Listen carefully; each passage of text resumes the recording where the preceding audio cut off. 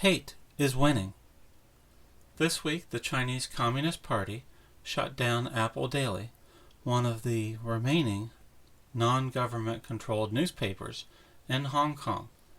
They sent 500 police officers into the building where the newspaper is published to make arrests and to gather evidence for crimes against the state. Specifically, they use a nebulous law called threat to national security. This news does not get major coverage in America. I'll show you what the focus is in America instead. Let's search for news coverage at CNN for Hong Kong. No matches. CNN's main headline has been to cover the U.S. Capitol riot, where you had 50 people enter the Capitol building and wander around like lost tourists. CNN owner Jeff Zucker ordered his news division to make this the sole story, day in and day out, for now 5 months running. Obviously, CNN back in 1990 would not have been run this way. They would have covered things such as what's going on in Hong Kong. The hate is winning in America because our news media's sole purpose is to serve the interests of the Democratic Party. This is from thehill.com. Officer killed in Denver area shooting targeted due to his profession, police say. The Democratic Party taught their voters to hate police officers.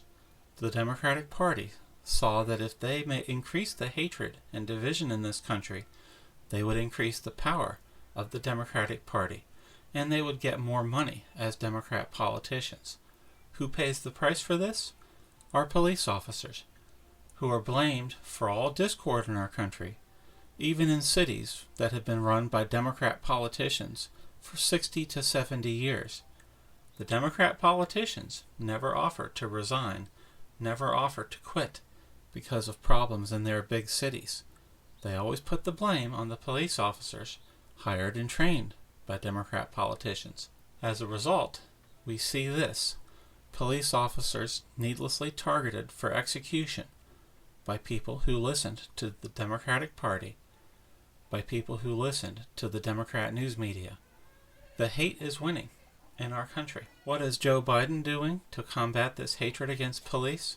If you recall, as a candidate, Joe Biden spent his time attacking legal gun owners as the problem.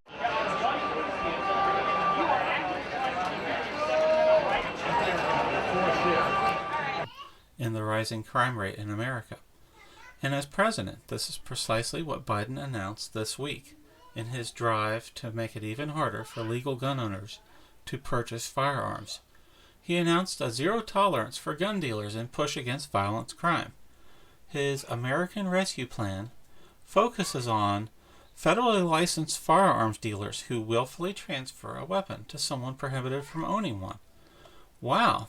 I hope this means that the very first person Biden arrests will be Eric Holder, the Attorney General for the Obama-Biden administration. As we see here, last year, Mexico demanded answers over Eric Holder's Fast and Furious scheme to sell guns to drug cartels along the southern border. Eric Holder's scheme, which ran from 2009 to 2011, allowed people to buy arms illegally in the U.S. and take them to Mexico. Out of the 710, only 710 firearms out of 2,000 have been recovered by the federal government. So it seems to me that if Biden is cracking down on people that sell guns illegally to people that shouldn't have them, the very first arrest should be of Eric Holder.